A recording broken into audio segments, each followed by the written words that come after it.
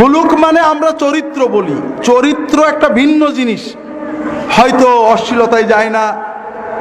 আর আখলাক মানে হলো মানুষের সাথে ব্যবহার। কথা কি বুঝতে পেরেছেন?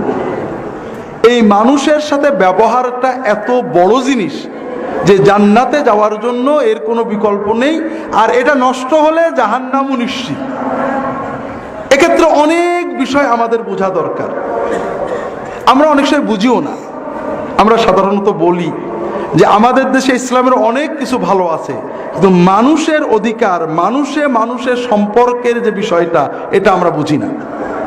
মুসনাদে আহমদ ইবনে হাম্বলে আবু হুরায়রা রাদিয়াল্লাহু তাআলা আনহু থেকে সহিহ হাদিস, তিনি বলছেন সাহাবীরা রাসূলুল্লাহ সাল্লাল্লাহু আলাইহি ওয়াসাল্লামকে প্রশ্ন করলেন, ইয়া রাসূলুল্লাহ,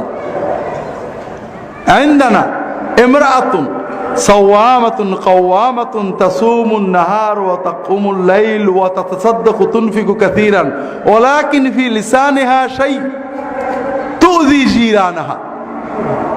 রাসূলুল্লাহ সাল্লাল্লাহু আলাইহি ওয়াসাল্লামের কাছে সাহাবীরা প্রশ্ন করছেন, ইয়া রাসূলুল্লাহ, আমাদের এখানে একটা মেয়ে আছে, মহিলা, নারী, সে সারা রাত তাহাজ্জুদ পড়ে, সারাদিন নফল রোজা রাখে, টাকা পয়সা দান খয়রাত অনেক পরোপকার ভালো কাজ করে, কিন্তু তার জবানটা খুব তিতে, কথা বললে মানুষের একেবারে কলিজা ছিঁড়ে দেয়। তার আশেপাশে যারা থাকে, পাড়া প্রতিবেশী, আপনজন, আত্মীয় স্বজন, সে খুব জিভে দ্বারা কষ্ট দেয়।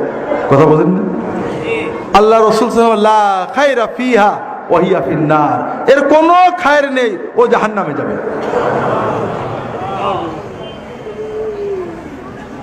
ওয়াইন্দানা ইমরাআতুন তুসাল্লিল মাকতুবা ওয়া তাসুমু রমাদান ওয়া তাতাসাদ্দাকু বিল ইখত। আমাদের ওখানে আরেকটা মেয়ে আছে, শুধু ফরজ নামাজ পড়ে, ও সবে বরাত, সবে কদর, সবে কোনো নফল নামাজ পড়ে না, আর শুধু রমজানের রোজা রাখে, কোনো নফল রোজা রাখে না, দান খয়রাত একেবারে অতি সামান্য করে, না করা বললেই চলে, কিন্তু সে কাউকে কষ্ট দেয় না, তুজি আহাদা, কারোর সাথে খারাপ ব্যবহার করে না। আল্লাহ রাসূল সাল্লাল্লাহু আলাইহি ওয়াসাল্লাম বললেন, ওয়াহিয়া ফিল জান্নাহ, এই মেয়েটা জান্নাতে যাবে।